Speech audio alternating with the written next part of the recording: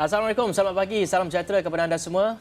Anda bersama saya Hafiz Rosli dan juga Fahmi Izzuddin dalam segmen 100 Hari Kerajaan, dan hari ini kita nak bincangkan mengenai industri seni dan kreatif tanah air.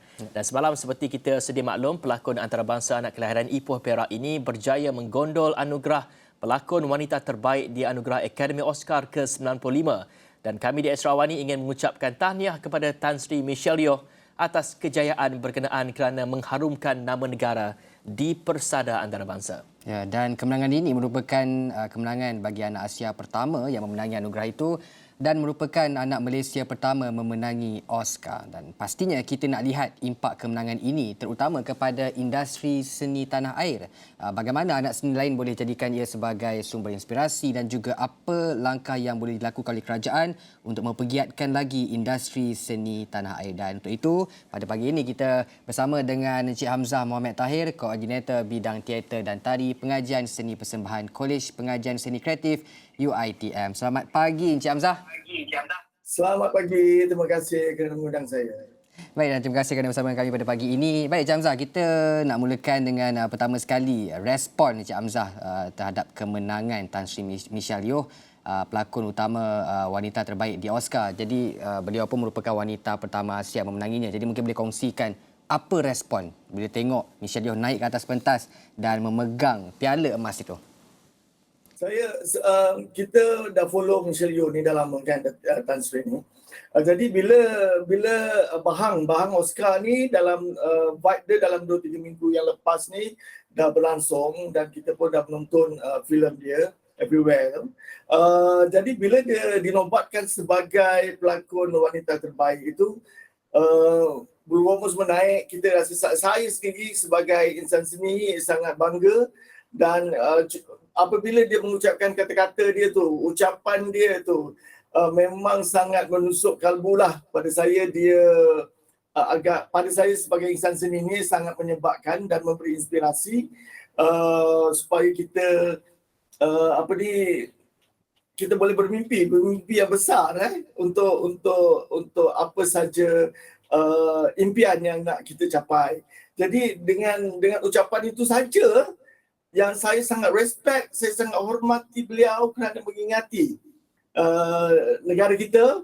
Dia sebutnya Malaysia, dia sebutnya Kuala Lumpur, dia sebutnya maknya dan semua rakyat dan juga Asia kan. Jadi ini sangat saya rasa bukan seorang aktor yang biasa-biasa, dia mempunyai knowledgeable yang sangat tinggi dan sangat intellectual. Ya, cumanya kalau kita lihat kepada kemenangan wakil Asia dan juga Malaysia inilah di dalam anugerah Akademi Oscar ini sendiri, kita nak tahu juga sebenarnya bagaimana dengan kejayaan ini ia dapat memberi impak kepada industri seni tanah air dalam negara kita, dan sebenarnya juga bagaimana ia boleh membuka mata warga yang di barat sana itu bahawasanya industri seni dan juga kreatif di benua Asia ini dan juga Malaysia ini juga mampu setanding dengan Eropah dan juga barat. Yes. Bagi saya, of course, dia membuka mata semua orang. Actually, insan-insan karyawan Asia ni dah cuba untuk menembusi dunia antarabangsa. Kalau kita tengok Korea pun dah menembusi di barat sana, dan dengan kemenangan Tan Sri Michelle Yeoh ni, dia merupakan satu anjakan paradigma kepada kita lah untuk kita terus pada saya untuk kita bukan untuk nak mencapai apa yang dicapai itu, pada saya perlukan pengorbanan yang sangat tinggi, tetapi dia boleh dijadikan inspirasi untuk kita memberikan level persembahan ataupun level karya yang bermutu dan berkualiti. Dan kalau kita tengok sendiri perjalanan karya Tan Sri Michelle sendiri sangat lama dan sangat besar, dan dia memerlukan satu semangat yang jitu untuk mencapai kepada tahap sekarang ini. Jadi kepada asnya karyawan-karyawan seni kita, saya harapkan bukannya dream untuk of course we can dream to dapatkan Oscar itu bukan sahaja sebagai pelakon terbaik, tetapi juga dalam bidang yang lain, editing, production design dan sebagainya dalam dunia industri filem ini. Tetapi mencetuskan satu semangat untuk kita berkarya dan kita kena pastikan bahawa level ataupun taraf karya kita setara dengan karya antarabangsa. Ya. Saya percaya bahawa untuk menembusi pasaran Hollywood ataupun pasaran sukar, kita juga dah ada calon-calon ataupun nominated yang telah pergi ke Cannes dan sebagainya. Cuma kita kena cari formula bagaimana untuk kita boleh menjadikan karya-karya kita itu dilihat dan juga diambil sebagai satu yang sangat unik dan juga sangat tinggi nilainya. Ya, Encik Hamzah, mungkin kalau kata orang hujan emas di negeri orang, hujan batu di negeri sendiri, tapi lebih baik di negeri sendiri. Melihat kepada perjalanan karier Tan Sri Michelle Yeoh ini, kalau kita tengok beliau memang dilahirkan di Malaysia akan tetapi memulakan kariernya di Hong Kong. Jadi kalau kita tengok pun sejarah perjalanan artis-artis Malaysia ataupun penggiat seni Malaysia ini yang berjaya di luar negara ini kebiasaannya memulakan langkah perjalanan karier mereka di luar negara. Jadi adakah langkah ini dianggap sebagai satu move ataupun satu langkah yang tepat untuk penggiat seni tanah air meluaskan lagi jenama mereka dan mengharumkan nama negara di peringkat antarabangsa? Pada saya tidak. Ini bergantung kepada rezeki ataupun management mereka. Individu artis itu. Bagi saya, tak semestinya kita perlu melalui ataupun bertapak di negara lain untuk kita menembusi pasaran antarabangsa.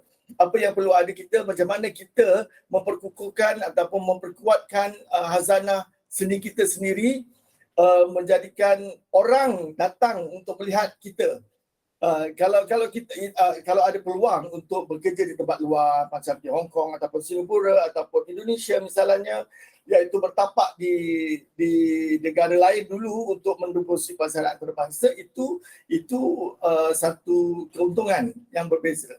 Tetapi bagi saya, untuk mendapat jalan yang itu, saya rasa tak semua orang akan dapat peluang yang sebaik itu.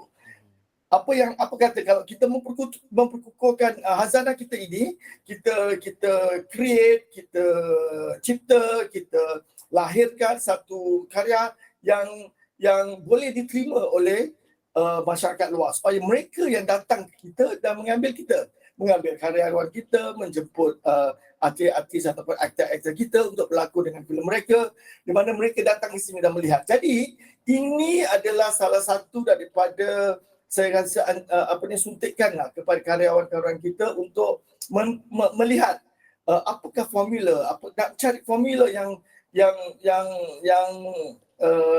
yang sakti untuk kita dilihat oleh orang lain.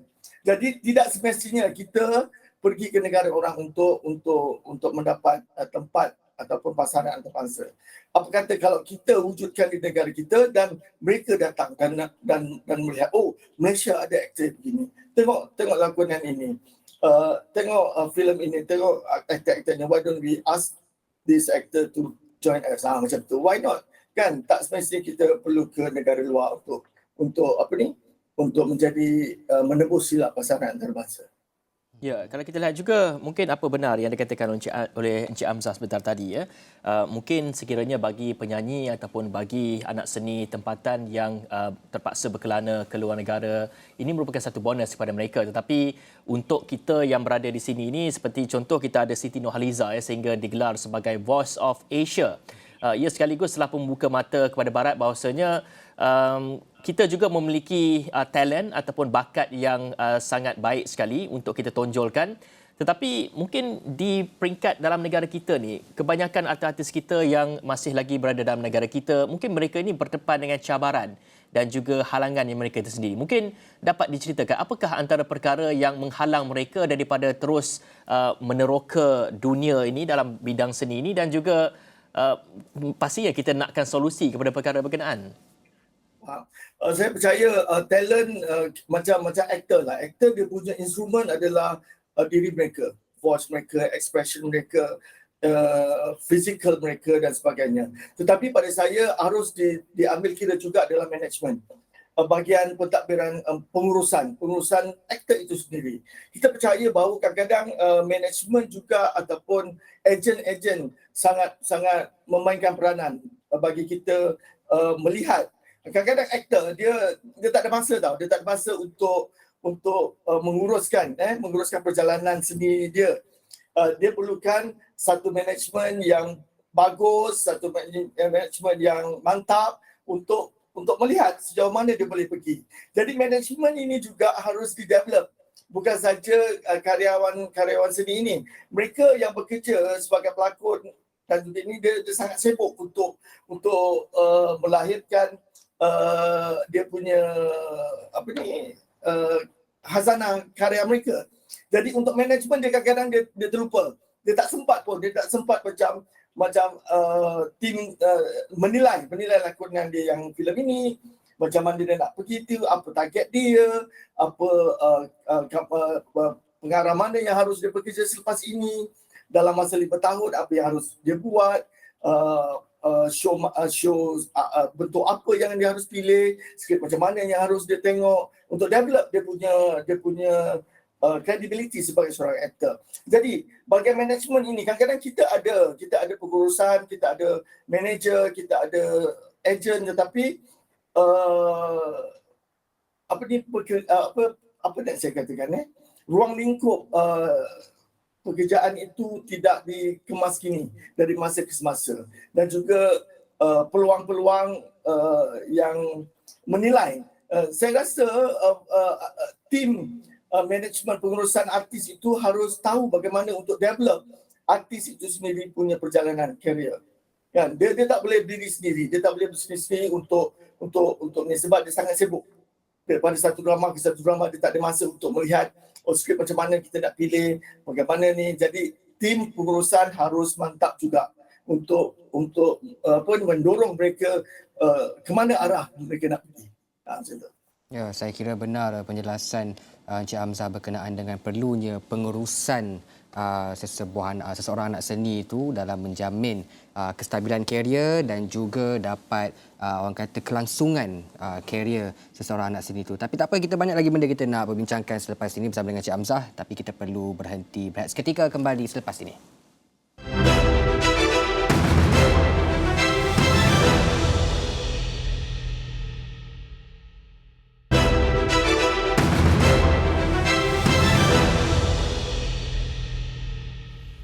Bertemu kembali masih lagi dalam 100 hari kerajaan dan kita masih lagi membincangkan mengenai impak kemenangan Tan Sri Michelle Yeoh di Anugerah Akademi Oscar ke-95 bersama dengan Encik Hamzah Tahir. Baik Encik Hamzah, mungkin kita ingin lihat juga adakah kemenangan ini juga sebenarnya memberi tamparan buat agensi dan badan seni negara untuk memperkasakan lagi industri seni. Dan antara isu sekarang ni adalah kalau kita lihat spektrum industri seni negara ini, kita ada polisi ataupun undang-undang yang tidak boleh menyentuh sensitiviti, dan kita ada isu pendanaan produksi, dan juga ada juga masalah pemasaran filem ataupun karya anak seni itu untuk pergi ke peringkat antarabangsa.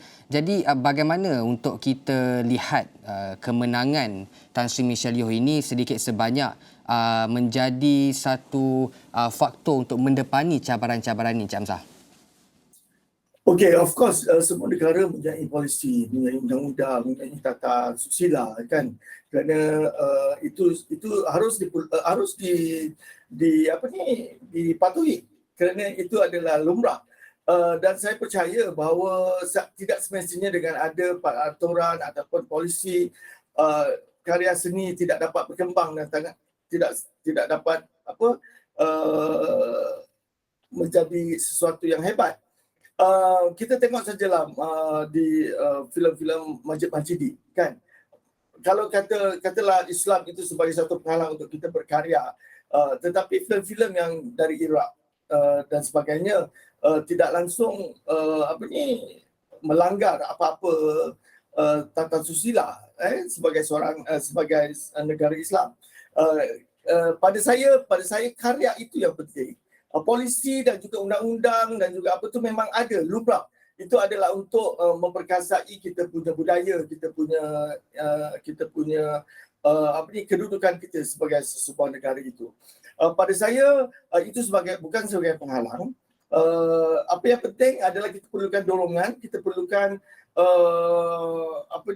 sokongan daripada badan-badan tertentu untuk membina ataupun untuk menghargai. Sebenarnya kita perlu dihargai ataupun dihormati insan-insan seni ini yang sedang berkarya. Kerana apa? Seni itu adalah satu hidangan kepada manusia sejagat, kan, untuk keindahan. Jadi saya rasa janganlah dipinggirkan insan-insan yang berkarya ini, tak semestinya dunia filem saja, teater, nyanyian dan sebagainya. Cuma pendukung-pendukung perkara-perkara juga haruslah membuktikan bahawa dengan adanya polisi ataupun regulation dan sebagainya tidak menghalang untuk mereka terus berkarya. Dan dia perlu faham itu juga. Kerana pada saya kita kaya dengan budaya, kita kaya dengan etnik, kita kaya dengan adat resam dan sebagainya yang mana kita boleh ambil, yang kita boleh petik, yang kita boleh suntik ke dalam karya-karya kita supaya dia menjadi unik dan supaya dia menjadi sesuatu yang istimewa. Dan saya percaya kalau insan-insan seni ini dihormati, insan-insan seni ini disokongi dan juga diberi kata orang perhatian yang jitu, saya percaya kita akan dapat menghasilkan sesuatu yang baik, sesuatu yang mantap. Kalau kita tengok di negara ASEAN sendiri, bagaimana Jepun, Korea, Indonesia, di mana karyawan-karyawan diangkat dan dihormati yang sangat dihargai dengan begitu baik sekali, kan. Bukannya kami tidak dihargai di sini, cuma perlu lebihkan lagi perhatian kepada kami. Cik Hamzah, kalau kita lihat industri seni kita ni sebenarnya tidak terlepas dengan mungkin isu kebajikan yang kian merumit, termasuk ramai artis-artis ataupun ramai penggiat seni ini, mereka ni underpaid, terima bayaran gaji yang tidak setimpal dengan kerjaya mereka. Dan juga ada juga yang pelakon, kalau kita lihat pelakon lama sebagai contohnya pelakon legend ini dibayar rendah dan sebagainya. Dan banyak isu ini media telah pun paparkan. Bagaimana sebenarnya ia menjadi cabaran kepada anak seni ini untuk terus berkarya secara kreatif? Sekiranya mungkin ada setengah produksi yang dilihat tidak bertanggungjawab ini terus menekan anak seni ini.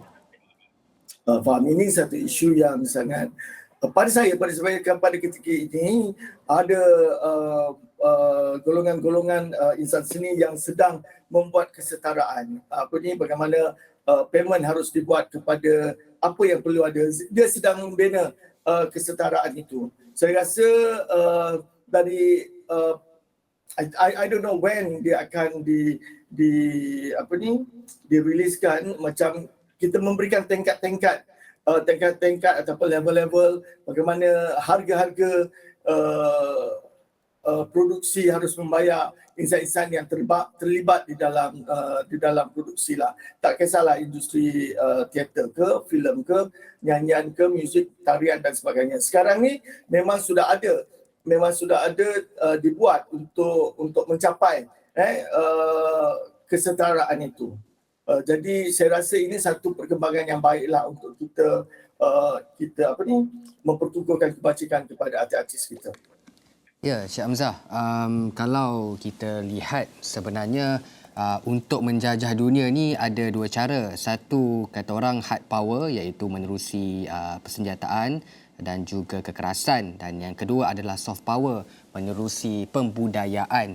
Kalau kita lihat negara-negara seperti negara-negara barat, Hollywood misalnya, Amerika Syarikat dan juga Korea Selatan dan juga Jepun, mereka menggunakan soft power mereka untuk memperluaskan lagi bidang hiburan mereka sekaligus menyumbang kepada peningkatan ekonomi. Dan kalau kita tengok pun contoh analogi yang saya boleh bagi, mungkin kumpulan pop terkenal BTS yang menyumbang kepada GDP Korea Selatan mungkin lebih daripada 8 bilion dan sehingga menjadi ikon dunia, dan daripada situ membawa lagi perhatian masyarakat dunia terhadap Korea Selatan ini.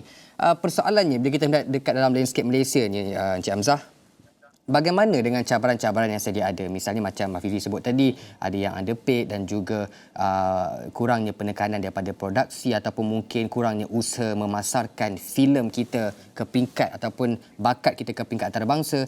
Bagaimana kita nak menghadapi cabaran-cabaran ini dan menjadikan Malaysia sebagai sebuah negara yang menjunjung tinggi kuasa soft power ini sekaligus dapat menakluk dunia menerusi pembudayaan, Encik Hamzah?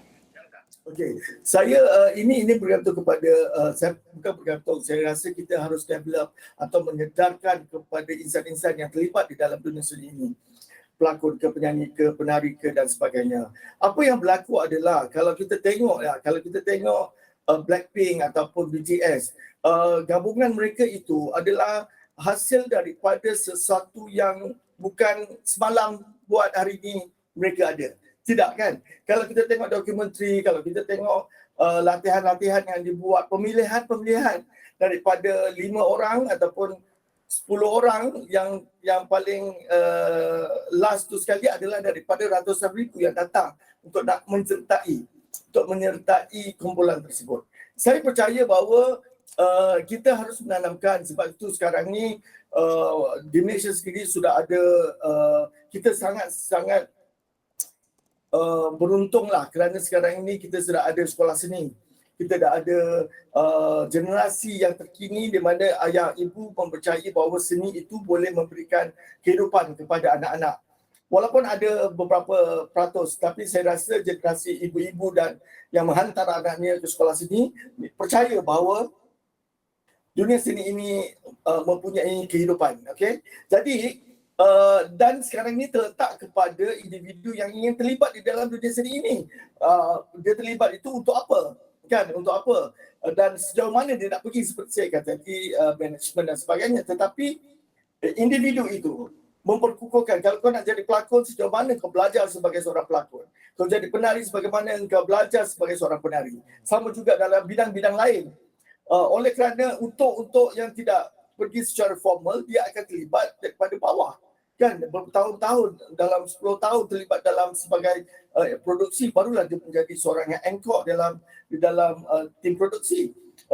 Itu harus dilakukan, itu harus disedarkan kepada insan-insan seni yang nak terlibat di dalam dunia ini, supaya apa yang mereka pamerkan itu adalah asal usaha, atas kegigihan, atas semangat yang dia bawa sendiri. Kami institusi pekerjaan tinggi pun sekarang every institution ada menawarkan apa ni, kursus-kursus seni. Jadi kami akan gilap mereka di institution.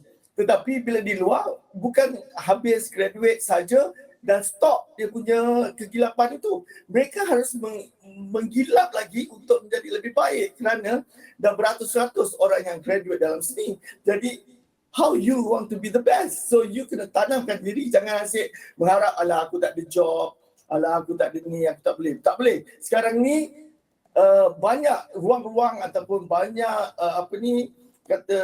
platform-platform untuk kita menunjukkan sejauh mana kehebatan kita. We have to show off. Untuk orang yang bergiat dalam dunia seni, dia kena show off supaya mereka dilihat. Mereka dilihat kerana itu instrumen mereka, itu tools mereka untuk mereka terus dilihat dan dipilih dalam industri. Jadi berbalik kepada soft tu tadi, enjin-enjin yang sebeginilah harus kita develop. Betul. Kerana bila kita dapat 6 orang ataupun 4 orang yang terbaik daripada 4,000 orang, of course dia bukan calang-calang. Bukan calang-calang insan seni yang nak kita hidangkan, hidangkan pula. Yang kita hidangkan di platform antarabangsa. Okey. Ya. Cik Hamzah, kalau kita lihat juga, kalau selepas pandemik COVID-19 ni, boleh saya katakan setiap kali 2 minggu je ada saja artis luar negara datang ke negara kita buat konsert dan sebagainya. Itu menjadi normal. Kadang tu 1 minggu tu ada 2 sampai konsert dianjurkan melibatkan artis luar negara ini. Sebenarnya, adakah polisi kemasukan penggiat seni luar negara ini begitu longgar sehingga anak seni tempatan tidak diberikan tempat, dan juga kalau kita lihat perkara ini sebenarnya jika tidak dikawal ia boleh melumpuhkan anak seni tempatan untuk berkarya. Bagaimana Cik Hamzah melihat kepada isu ini? Pada pendapat saya dulu, saya sebagai seorang insan teater, saya suka berlakon, saya suka menari, saya suka musical, itu saya punya niche area dalam bidang seni.